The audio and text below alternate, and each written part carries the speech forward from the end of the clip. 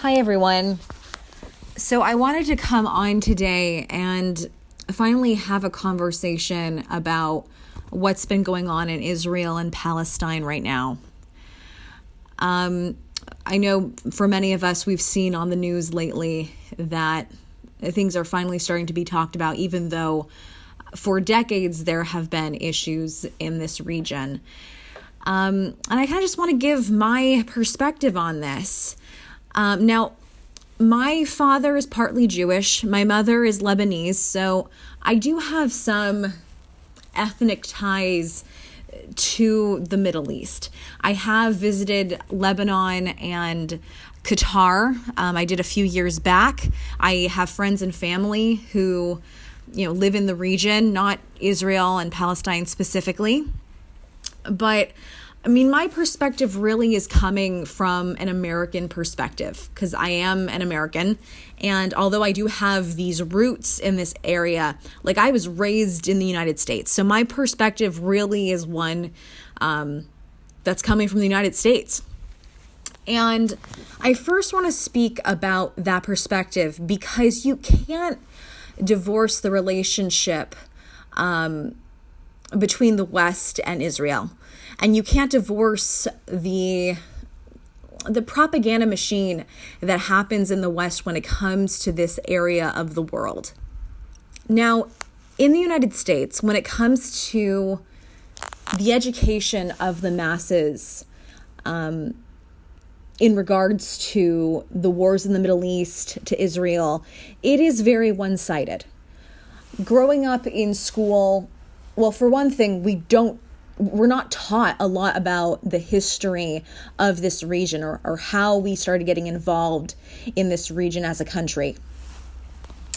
In my own particular educational upbringing, I did not learn about this region at all in a modern day sense until my senior year of high school. And when I was taught about it, the teachers are given very specific standards of how to introduce this topic to students. They are to take a American first perspective where they talk about Israel being an ally to the United States. It doesn't talk about the history that the United States has in other Middle Eastern countries. It doesn't talk about why the United States would have bad relationships with other countries.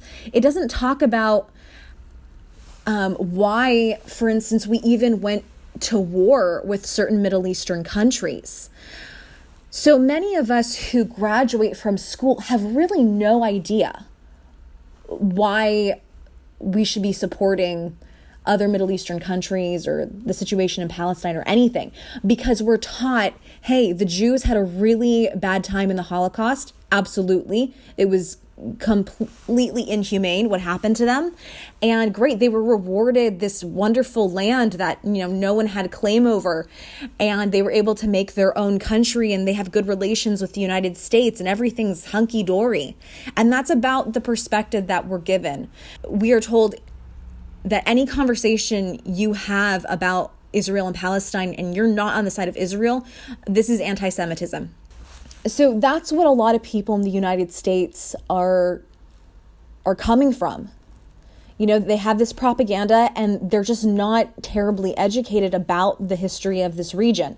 That said, I do think a good easy resource that you can check out is the movie Vice that came out a few years ago that talks about Dick Cheney and his role in the wars in the Middle East and how really these were wars of profit. The United States was not in danger by certain people. There was a narrative that was given to the American people, and 9/11 was basically weaponized to get us into war with the Middle East that weren't legitimate. And this movie, it's actually coming from a left perspective, but it very succinctly gives you a narrative that you can look up with primary sources and check on for yourself to corroborate the information that you're receiving.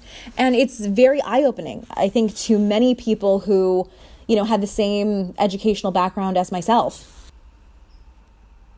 So why does the United States really matter when we're having this conversation? Well, for one thing, the United States has given billions of dollars to support Israel in the past several years. A lot of taxpayer dollars goes to supporting Israel. And, a lot of taxpayers are not educated enough about the situation to really, be supporting this kind of spending. It's also important to note that pretty much every president since the creation of Israel has supported money going to Israel and supporting Israel policies without really much criticism.